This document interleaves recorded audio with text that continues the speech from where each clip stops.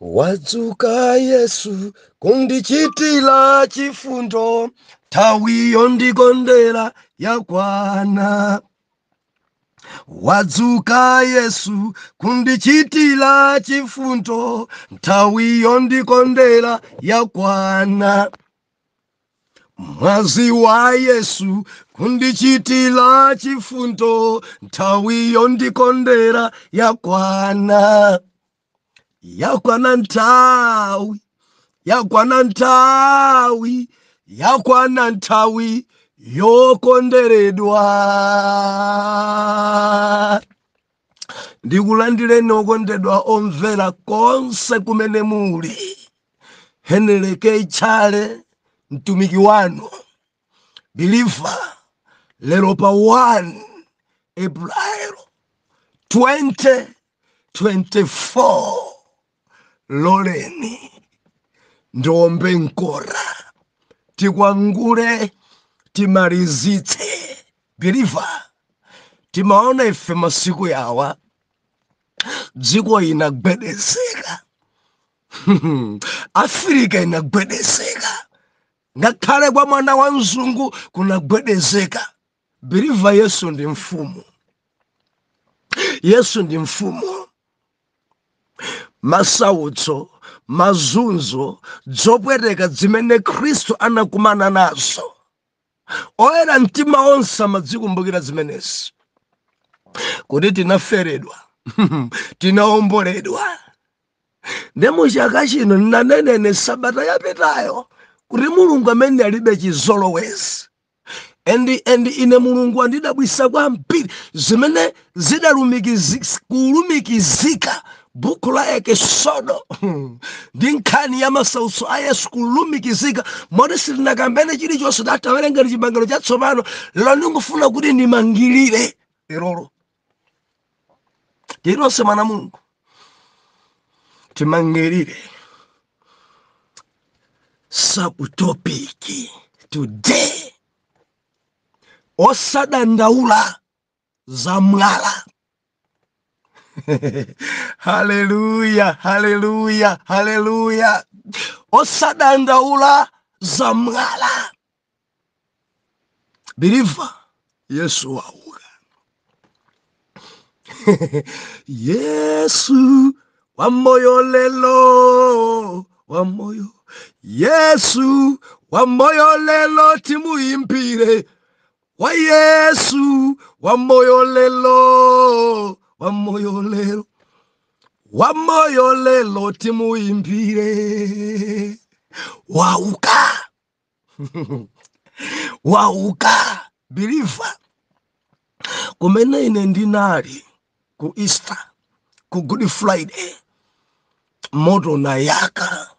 Mulungu adzilemekeza, tapambana, tagonjetsa kona limenero. Mulungu ayenda mwamphamvu kwambiri. Ndinakonso kutsimikizika mtima kuti kumene enuyo mudapita Mulungu adzilemekeza. And Friday ja ukamapita kumawa umakumana ndi ena kupita kumadzulo. Ukamati ife tikupita kuchikwawa, ena makhala kupita kunsanje. Mudzimene mukupita mmapeza kuti muli galimoto ikutenga anthu ena kupita sombali ina. Ena kuchoka Blanta akupita kuchikwawa, akuchikwawa akupita ku Blanta yako. Ena akupita Palombe, Palombe akupita Mulanje. Ena akupita ku Pretoria, ena akupita ku Joburg. Believer, inagwedezeka dziko. Yesu ndi mfumu. Believer, Yesu ndi mfumu. Dziko gwede, gwede, gwede. Ine sindi kukaka ziwanda zonse zimachita kumvetsetsa kuti koma Yesu ndi madala. Yesu ndi madala. Adazunzidwa, adamenyedwa, mapeto azonse adauka kuyiphula dziko pa moto. Hallelujah. Lero ndingufuna kuti ndiombe nkora ndikuwerenga buku lija la Marko chapter number 16. Marko chapter number 16. Topic ya lero: Osadandaura za mwala. Tiye tiwerenge limodzi. Hallelujah. Mawotsogolera Yesu auka kwa kufa. Verse number 1. Ndipo litapita Sabata, Maria wa Magadala ndi Maria amache wa Yakobo ndi Salome anagula zonunkhira kuti akadze kudzoza iye. Ndipo anadza kumanda mamawa tsiku loyamba la Sabata, lisana litatuluka dzuwa. Ndipo anali nkunena mwa okha. Asimayi aja opita kumanda akunena mwa okha. Anati bwanji tamvera. Adzati kunkhunizira ndani mwalawo pa khomo la manda. Verse 4. Ndipo pamene anakweza maso, anaona kuti mwala wakunkhunizidwa, pakuti unali waukulu ndithu. Ndipo pamene analowa m'manda, anaona mnyamata ali kukhala kumbali kudzanja lamanja, wovala mwinjiro woyera. Ndipo iwo anadabwa. Ndipo iye ananena nawo, musadabwe, muli kufuna Yesu Mnazareti, amene anapachikidwa. Anauka, sali pano. Taonani mbuto mmene anayikamo iye. Koma mukani, uzani ophunzira ache ndi Petulo kuti akutsogolereni inu ku Galileya. Kumeneko mudzamuona iye monga ananena ndi inu. Ndipo anatuluka iwo nathawa kumanda, pakuti kunthunthumira ndi kudabwa kwakukulu kudawagwira.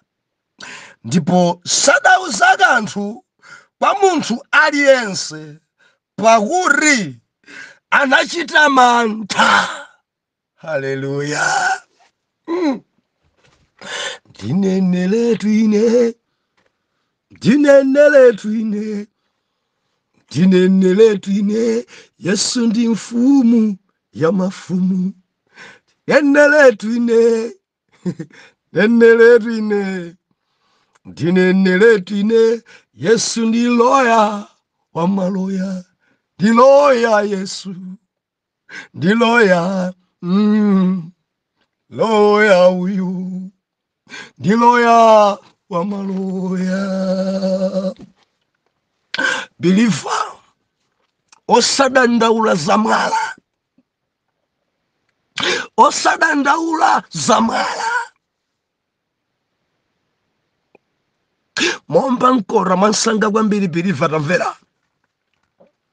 Arangwira Yesu, believer Bible nakuri adampapula, adammenya, adansenzesa ntanda, naye mpaka na ku Gologota adampachika pa ntanda pamodzi ni mbava ziwiri. Ali pa ntanda msilikali wina, ndikuti msilikali wina adakhulupirira kumapeto. Zimene zidachitika pa ntanda zidampangisa msilikali kuvomereza kunena kuti nzonadi uyu anali mwana wa Mulungu. Anakhulupirira kumapeto, too late. Zonadi takhomera munthu ofunikira, zonadi tapachika munthu osalakwa, zonadi tachitira chiwembo sayenera, zonadi talanga thandizo, zonadi tachita kosayenera. Kukhulupirira mochedwa ngozi. The Bible nena kuti anabwera wina kudzopempha mtembo. Tsitsani ndifuna tikawike mtembo tsitseni. Haleluya. Nde mafumu nthawi imeneyo asadampase mtembo, mudzachimene adachita, adatuma msilikali kuti atipite ukamone ngati afadi. Tidzangompasa munthu kuti uyu ngwakufa pamene ngwamoyo, pita. Ndi adapita akuluakulu odziwa kuti munthu apapa ndiye kuti wafa. Biliva kudziko kuno kuli anthu amene amatsimikiza kuti munthu uyuyu amwalira. Tili madzana Mulungu. Nthawi zina timakhoza kulira kuti munthu amwalira sadamwalire. Zimafunika wachipatala wazidziwa bwino kuti afotokozere kuti apapa ndiye kuti atani amwalira. Nthawi zina timatakhala ndi patient kuona ngati ali moyo pamene patientyo wamwalira. Biliva usanditsutse, anthu anyamukani munthu odwala apita kuchipatala, madokota nkunena kuti mukubwerani munthu akufa kuno. Koma ponyamuka magadiani amati tikupita ndi patient kuchipatala, ukangofika kwamanena kuti mwabweretsa munthu omwalira kale. Endi zimenezi pamakhala wina otsimikizira kuti apapa moyo palibe, andi zidachitika mu nthawi ya Yesu. Mfumu ikunena kuti sitikupasa mpaka na wina tsimikizire kuti wamwaliradi. Baibulo ikunena kuti msilikali adapitadi kukamgwira Yesu mpaka nadatsimikizira kuti wamwaliradi. Baibulo ikunena kuti adampasa mtembo ndiwu, pita ukawike. Haleluya. Biliva adapita kayikidwa. Ndi malemba anena kuti atamuyika Yesu adatenga chimwala. Biliva sitikunena kuti mwala wamba, koma chimwala chachikulu, chimwala adachikunkhuniza, adachigubuduza, nkuchiyika pa khomo la manda a Yesu. Chimwala chachikulu kwambiri adachiyika pa khomo pa manda a Yesu. Endi chimwala chimene nkachiyika, asilikaliwa ankafuna kuti aphiphirize kuti mawu aja utadzauka achasaukeso. Adatenga chimwala bigi nkuchiyika pa khomo la Yesu. Biliva tamvera, nkuyikapo asilikali, nkuyikako alonda wadziwa kugada bwino, mfuti zawo zili m'manja otetezera kuti wina sabwere kudzamtengamo Yesu, kudzambamo Yesu. Popeza nkanena zoti adzauka, tifuna tione ngati zingachitika. Malemba anena kuti adakhalamo Yesu m'mandamo. Masiku atatu, lachitatu adauka. Enda amagwira ntchito kumandako, amatumikira kumandako. Fika malemba anena kuti atauka, ena oyera mtima adauka nawo. Haleluya. Biliva, Yesu ndi mfumu, endi Yesu ni mwini moyo. Ndi malemba anena kuti litapita Sabata, litadusa Sabata, mama wa tsiku loyamba la Sabata, azimayi Maria wa Magadala, Maria mayaka ya Yakobo ndi Salome. Malemba anena kuti azimayi awa adalawirira mama wa chinthu choyamba, adapita kagula zonunkhiritsa, zonunkhira. Adapita kagula zonunkhira zimafuta za mtengo wapatali, kampefumu za mtengo wapatali, ndicho linga chakuti akadzodze mtembo wa Yesu. Baibulo nakuti adagula zonunkhirazi pa mtengo wodula. Adagula zimenezi kuti akadzodze Yesu kumanda. Malemba anena kuti adalawira azimayi ali nzonunkhira, adalawira azimayi akupita kumanda, alawira azimayi akupita akadzodza mtembo wa Yesu. Baibulo ikunena kuti azimayi awa ali munso. Verse number 3. Adamba akambirana, achema, asisi, tagula zonunkhirazi ncholinga choti tikadzodze mtembo wa Yesu. Fosonali akati kunkhunizire mwala ndani mtembo wa Yesu uli mkati kuti ife tikadzoze mtembo mafuta athu akuti tikadzoze zonunkhirazi kuti tikadzoze akati chosere mwala ndani akati chosere mwalawo ndani birifa pamene ninkawerenga apa ine ndidaona kukambirana kwa azimayi awawa adakambirana mochedwa kwambiri chifukwa sakadanala kuyamba kugula zonunkhira asadayambe kukambirana atagula kale alinawo mafuta onunkhira alinazo zokadzodza mtembo wa Yesu atalipira mamiliyoni atapereka malandi awo mapaundi atapereka biliva madola atapereka makwansha awo ncholinga chakuti tikadzodze manja atasenza zimene adagulazo akupita panjira mpamene mitingi ikuyamba biliva mukayang'ana nkhani meeting sidanena kukhala panjira kupita kumandaya meeting imene ikadakhala before kugula zonunkhira akuluakulu zonunkhira tikugulazo kumene kuja kuli mwala kodi mwala umene uja akati chosere ndani kuti tikadzoze chifukwa ngati wochosa mwala sapezeka ndiye kuti zimene tagulazi sitikazigwiritsa ntchito and uganiza kuti akadakambirana poyambirira anthu aja akadayamba kale kuti tiyeni tikaone ngati tingatheka kukankha rokha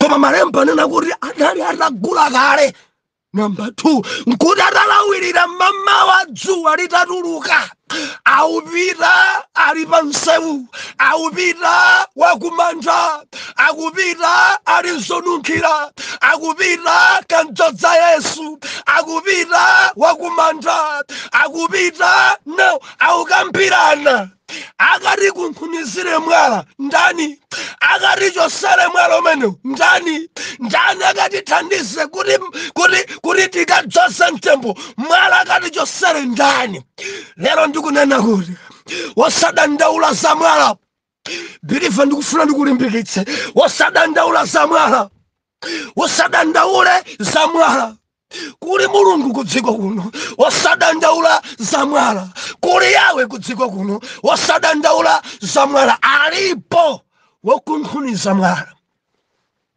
verse number 4 akuti ataweza maso akukambirana ayandikira kumanda ataweza maso akuti adaona mwalawo utakunkhunizidwa anadabwa nachita mantha kwakukulu Bible inena kuti atayang'ana pambali penapo adaona nyamata ovala zoyera adaona nyamata adaona wamthenga adaona ngelo wovala zoyera ndi adafunsa mufuna Yesu wa ku Nazareti mufuna Yesu mpulumutsi wa anthu ochimwa mufuna Yesu mfumu ya Yuda mufuna Yesu mwini moyo ndi akuwauza kuti muno mulibe wauka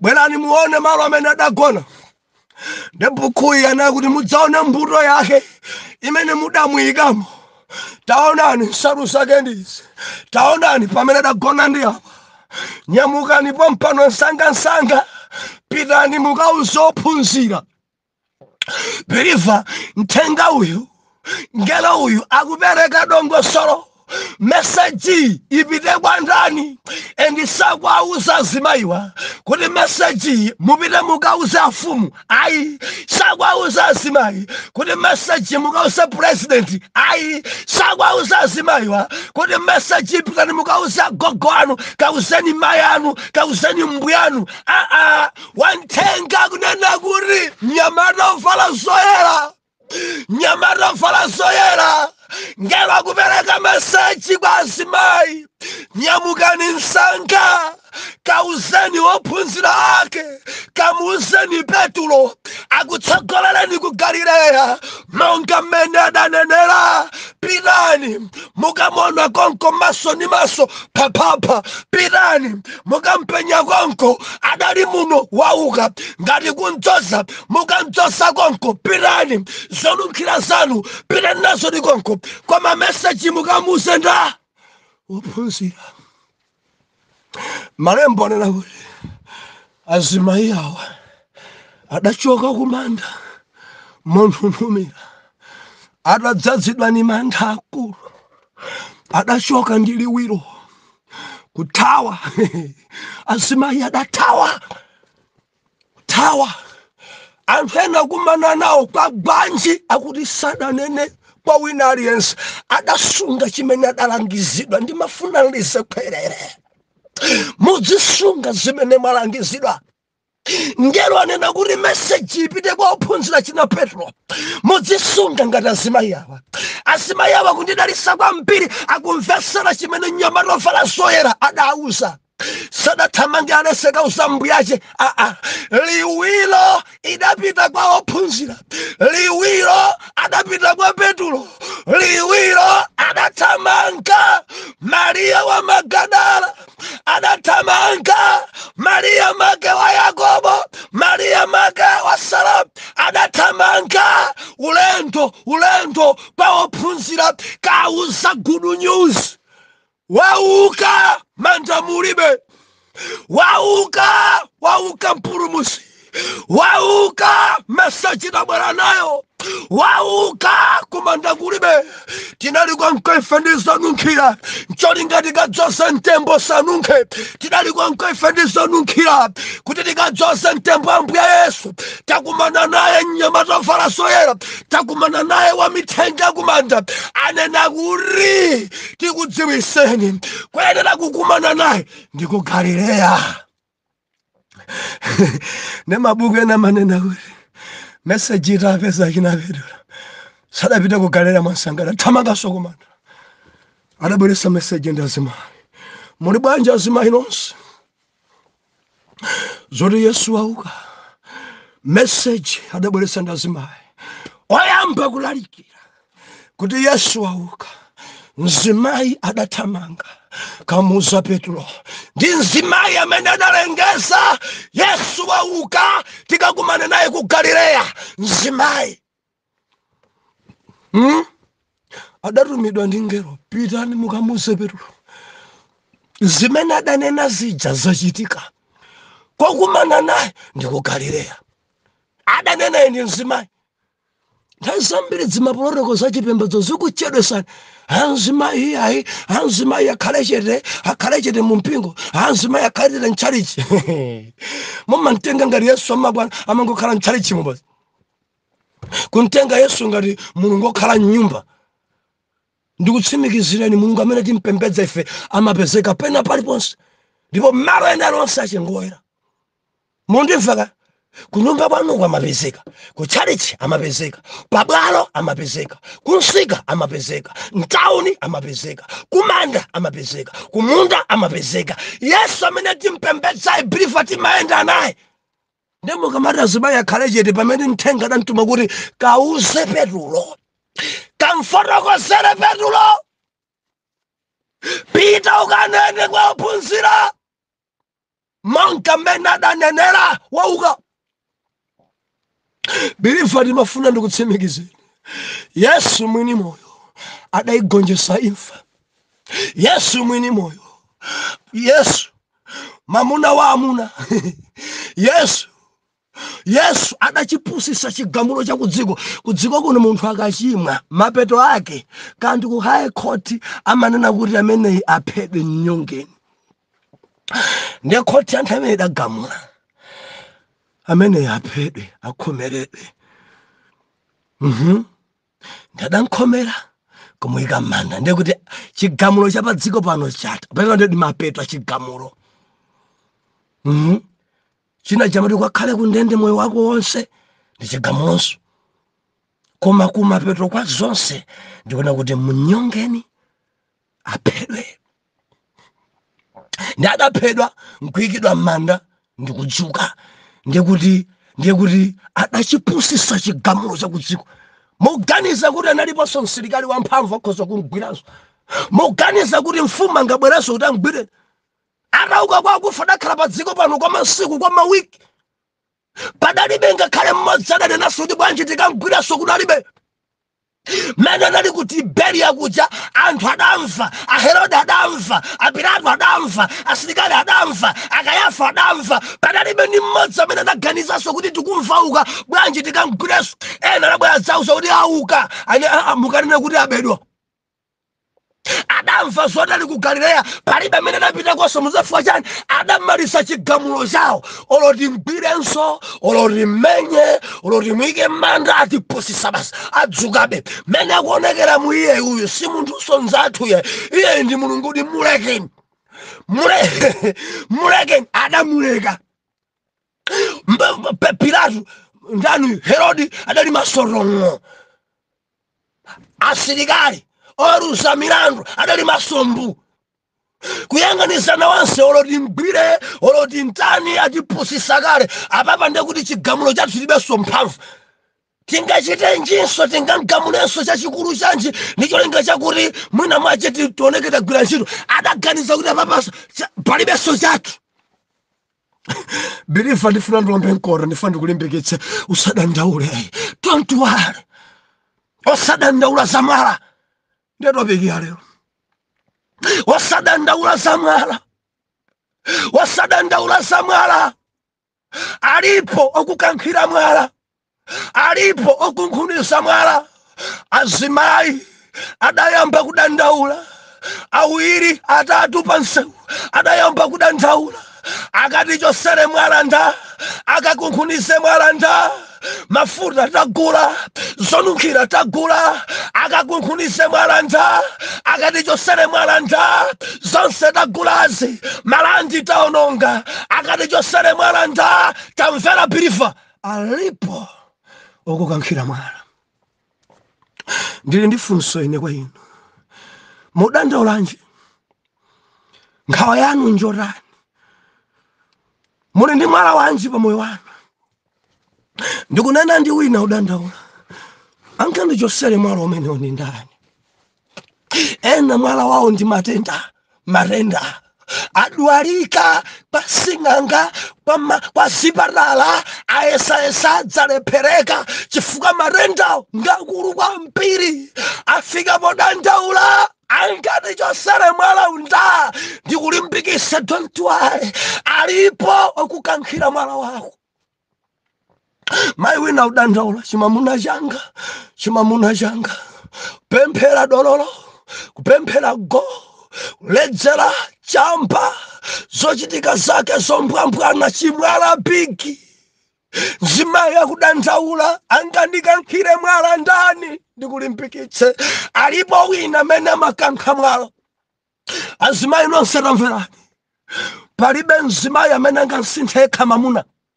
kulibe mamuna simungasinthe nokha ndikunena ndi ena mamuna wanu ndi chitonzo mamuna wanu ngoyipa kwambiri sakuyamikirani nthawi zonse mabweresa mawu achokhumudwisa akamanena sopeteka mumachita kumva ndi kuona kuti amagonana ndi ena nthawi zonse amene kuti ndidzakuleka ndidzakuchokera moti ndikunena ndi wina pano mafuta onunkhira ali m'manja koma ali ndi dandaulo adzandikankhira chimwala cha mamuna chindani tamvera usadandaule kuli Yesu wa ku Nazareti kuli Mulungu olenga zonse adzakankhe chimwalacho chofunika uli nchani m'manja mwako upita kuti kulawira konse kulawira kuti mumakhudzika nza Mulungu mumakhudzika ndi Yesu azimayi awa sadacherade pamphasa azimayi awa adalawirira azimayi awa adagwirisa ntchito ndalama zawo adakhudzika ndi Yesu adalipira ndalama zawo ulendo wopita kumanda mkumari akatikankhire mwala nda ena chibwana chanu ndi chimwala bigi chofunika kuti wina chikunkhunisa chibwana choipa chibwana cha nkhanza chibwana chokhwima ndiye pali madandaulo pa kampani ponse adzatikankhire chimwala chinda tamvera kuli Yesu kuli Mulungu adzachikankha chimenecho adzachikankha adzachikankha adzachikankha. Ena kukufurani ndi abale anu, ena kukupondani ndi ansanu, ena kutsati chisiku libwino ku ministry kwasokonekera, anyamata akudandaula, azimayi akudandaula, kuli chimwala big. Verse number 4 akuti atapenya patali adaona mwalawo wakunkhunizidwa chifuka udali mwala waukulu kwambiri. Ndi pemphero langa Mulungu akudabwitseni, mwala wanu aukunkhunize. Muli ni mwala wanji? Ntchito simudalembedwe, certificate muli nayo, mafuta amenewo, muli ndi PhD, muli ndi degree, funso nkumari adzandilembe ntchito ndani?